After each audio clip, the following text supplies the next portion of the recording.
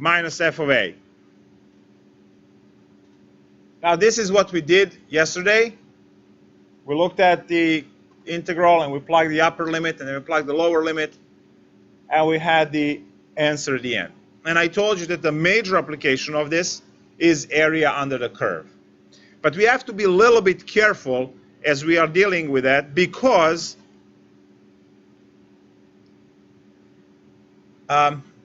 if the function dips below x-axis, if it has negative y values, then the area would be negative, and the net area would not amount to the actual area that you can color.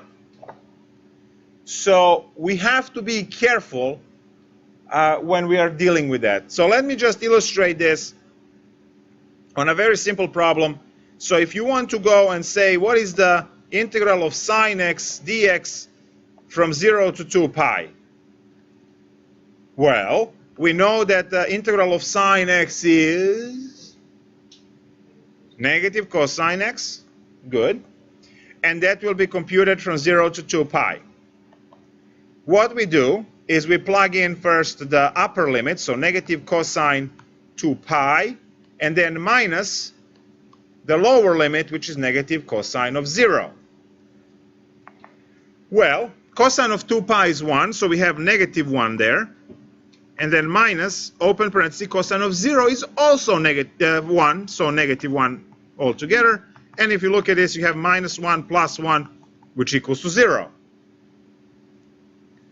Now, you look at that result, right, and you look at the graph, and you say, well, that's wrong. Because you can clearly see the region that you can color. So area under the curve is definitely not 0. But see, what's happening here is that the graph is symmetric. As much area that is above the x-axis is below x-axis, and the one below x-axis is negative. So they actually add to 0. And the fundamental theorem of calculus, which is our definite integral, computes the overall result. So you have to actually be on the lookout for these things, and you have to compute these in parts. So what you will do is you will compute the area for all of the area that is above x-axis in one sweep, and then in the other sweep, the area below. And then the ones that are negative areas, that you get negative numbers, you put them in the absolute value to get the positive number out. And then when you add all of them, you will get the actual area. So now looking at this graph, I'm going to redo this problem, because now I want to find the area, and area will be given by figuring out the sine x dx from 0 to pi. And to that we are going to add the absolute value of the integral pi to 2 pi of sine x dx. Now some of you might say, well, wait, why are you doing all this work? These two areas are the same, so can't I just do the first area and double it? Yes, you can, in this case. But not all functions are going to do that symmetrically like sine did. Right? Some will just dip a little bit. Let's say you might have something, I'm going to erase it, but now in this one, clearly, the area above x-axis and the area below x-axis are not the same, and you can't do the trick times 2. So times 2 trick is only for symmetric. But you know what? Just to be safe, just do each piece individually, and you don't have to worry about these symmetries and things. So we need to compute this. Now, obviously, it's a little bit more computation than before, but we will actually get the answer here that we want. So integral is negative cosine x computed from 0 to pi plus another negative cosine x computed from pi to 2 pi. And that one is in absolute values. I don't need these parentheses then. So now we go with the first one, is negative cosine of pi minus negative cosine of 0. Then we have plus, open absolute value, negative cosine of 2 pi minus negative cosine of pi, close parenthesis, close absolute value.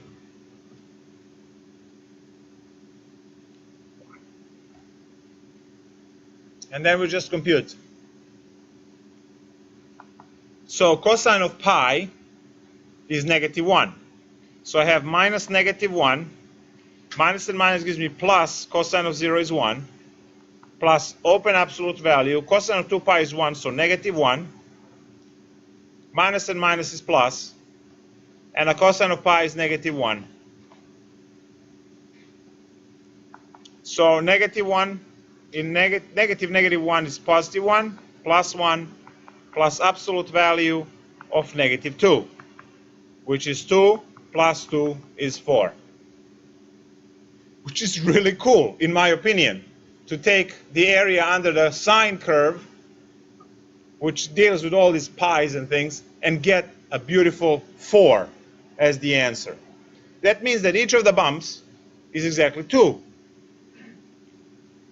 So if you compute the area from 0 to pi, you will get 2. You compute the area from pi to 2 pi, you're going to get negative 2. You take the absolute value, add them up, 2 plus 2 is 4, and there you go. So now, this prompts us to write the statement, and I hope you will remember this statement not just to pass the test here, but also for your future coursework, because this is going to pop up again and again and again. Calculating fundamental theorem of calculus is not the same as calculating area.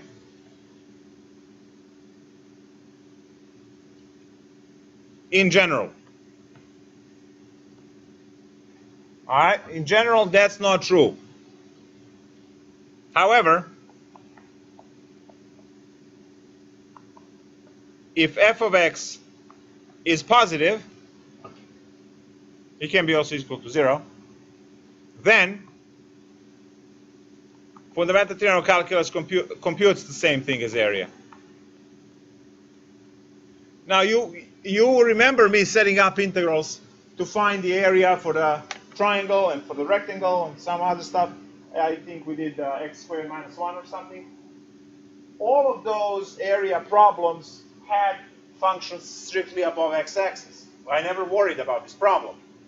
But now that we see how the sine worked out, clearly the first calculation that we did for sine, is for the fundamental theorem of calculus, and we have the answer 0. And the second calculation we did for sine is to find the area under the curve, and we got 4. 0 and 4 are not the same. Therefore, sine would fall into the category where these things are not the same. Now, the problem that we had last class with x squared minus 1, that one falls into here because x squared minus 1. That also dips below because minus 1, right? The vertex is a minus 1. If we had, let's say, just x squared or x squared plus 2 or plus 10 or whatever, then again, everything is above x-axis, so we just go straight to compute. So that's something that you need to be careful about as you are computing these. Now,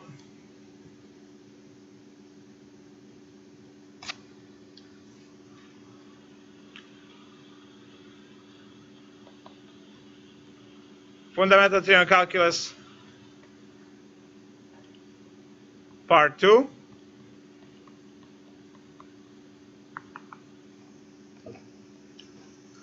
Now this one I will have to explain, but first let's just write down the statement. It says the derivative in respect to x of the integral of f of t dt,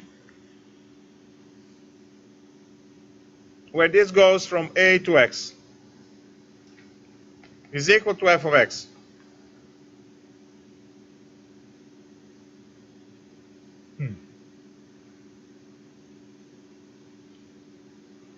Can anyone tell me in a nutshell, what does this statement say? Like in general, what would this statement say? The derivative of the integral of a function is equal to function. let's see, it's equivalent to something you learned in pre-calculus 1 and used also in pre-calculus 2. Works on trig as well. What does it say? Like they just cancel each other out. Yeah. Derivative and integral basically cancel each other out. The derivative of the integral is the original thing. You see, remember that integral is antiderivative. And I told you that if you are interested in your performance on any of the integration problems, you can always, if you're not lazy, you can always take the derivative of the result you have. And if that result gives you original function you started with, you know that the answer is good. So if you start with the derivative, you can integrate and go somewhere. If you start with the integral, right, you can differentiate and go back where you started.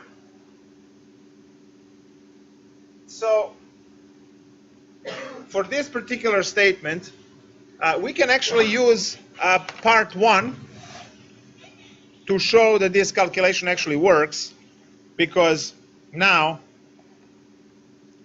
derivative of, now when you integrate, you will get the antiderivative at t computed from a to x. And now that's going to be, again, the derivative of upper limit is x minus lower limit is a. Some number, 0, 1, 2, negative 10, doesn't matter. So now, when you take the derivative of this, derivative of f of x is its original function f of x, the derivative of the antiderivative. And this over here is a number. Because you take whatever the function is, and you plug in a. A is going to be some number. So you get number out of it. And when you differentiate that, you get 0. So it's f of x minus 0, which is just f of x. So it's a cute little calculation that shows that everything up there actually works just fine. Now I can actually go and show an example before I make this even more concrete. Let's go with the ddx of the integral of, let's go from 2 to x of 2t cubed minus e to the t, everything dt. So what do? We copy the derivative. What's the integral of t cubed to t cubed?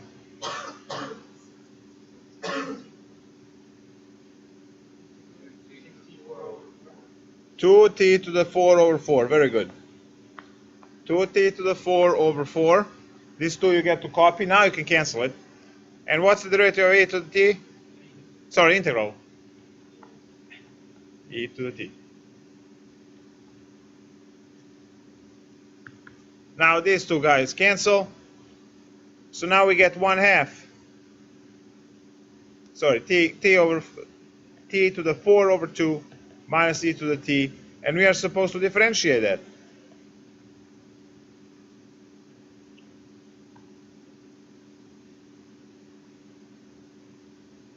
Oh, first we compute. Sorry. Compute 2 to x. So what do we get? We get d dx, and then you have x to the 4th over 4 minus e to the x. So that's the first sweep when you use the upper limit, in this case x. And then you subtract, the lower limit is 2, so it's going to be 2 to the 4 over 2. No, 2 to the 4 over...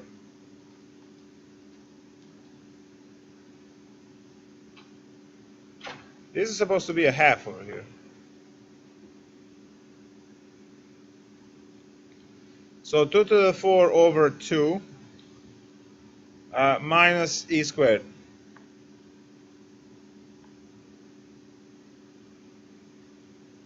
So we have to take the derivative of the whole thing, which shouldn't be a problem. What's the derivative of x to the fourth? What is the derivative of 4x cubed? Over 2 minus, what's the derivative of a to the x? Stays the same. Good. Now observe that both of these will go to 0 because they are both numbers. So minus 0 plus 0. Right? I don't even need to compute them. I don't care what they are. When I differentiate constantly, I'm going to get 0. So there's no going around that. So now you see that it's x cubed over 2 minus e to the x. Wait, why is it over? No, it's 2 times. 4 is on top. No plus c. Because you were taking derivatives.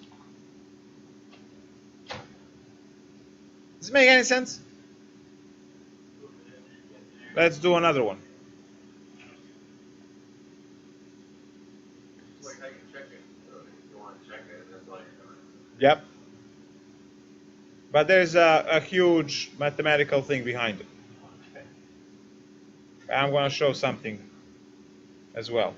Let me show that. So I'm going to ask another question. You guys tell me. So why are integrals and derivatives opposites of each other? Because one has the word anti in it. Yeah, the integral, right?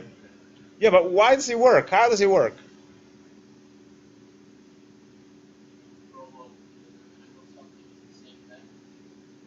Yeah, we just covered that. We are trying to kind of support that idea. So why are integrals, and where can you also see that they're opposites of each other? Yeah.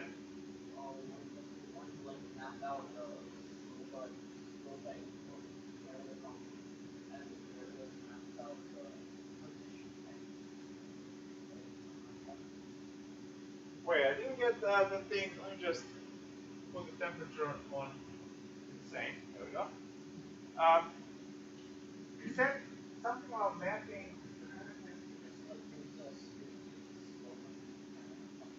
Yes, through. Okay. That's all true. That's true. Yeah. You wasn't cancer on that.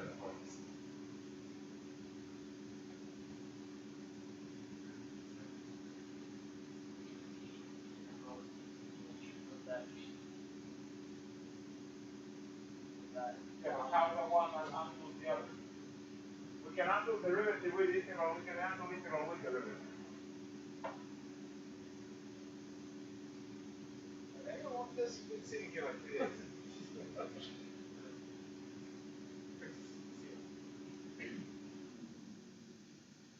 Well, let's quickly talk. Look at the fundamental formula for both. What do you see? For integral and derivative.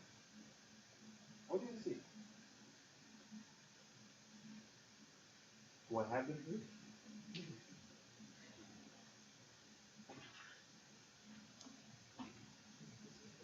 Oh, it's a new notebook. You don't have the derivatives anymore, right? Formula. So you have the Riemann integral, right? Riemann integral.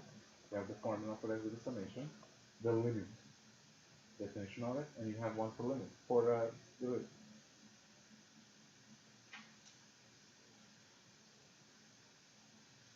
The derivative is the quotient, right? We do f of x minus h. Okay, it's a quotient. And another one, I would want to say probably it's a sum. We do Theorem is But it is product. You got it. Oh, there you go. Okay. It's times delta x. Alright. Yeah, I got it. Now it's also difference quotient because you have the subtraction, Yeah, right? yeah. F of x plus h minus f of x. Over there you have a sum. So it's like, So they're completely two opposites in all operations that are used. So now when I write that here, hopefully everyone else will be able to connect it as well.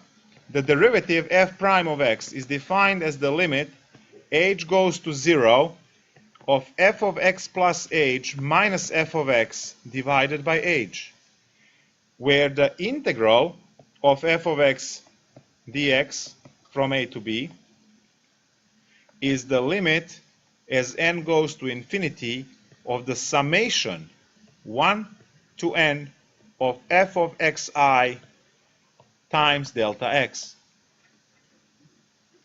So if you look at these two formulas, you see they have exactly opposite signs. The one on top sports minus sign, and the one on the bottom sports additions. And then this one will have a division, and this one has multiplication. So this dx over here is not there for decoration, something that you actually just have to write because that's a notation for integral. No, that's actually this delta x that is multiplying stuff to make it area. It's crucial for the integral. So there's the reason why you can write something like fundamental theorem of calculus, because they are fundamentally different than each other, right? They have these operations completely opposite. And also, h goes to 0 and n goes to infinity, right? Opposite again. Opposite extremes.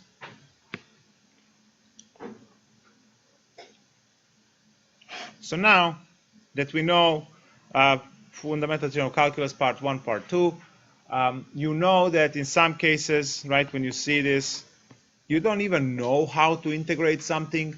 It doesn't matter if there is derivative in front, it will immediately be that thing. So let's say you have a cosine squared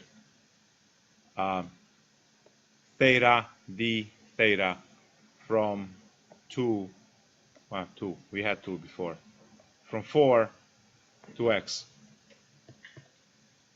That is going to work out to be what?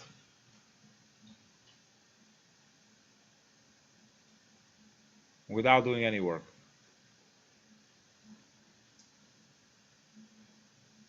Anyone? I said without doing any work.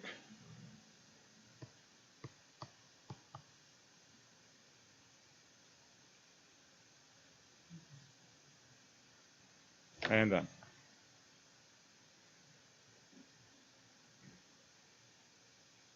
That's the fundamental theorem of calculus part 2. And if I had the ta-da button, now would be a good time to push it. So 5.3 is done. Stop and restart the stream. 5.4, working with integrals next. To define a few of the properties that these integrals have, and then whenever is appropriate, you may use them to lessen your calculations. So let's see. First off,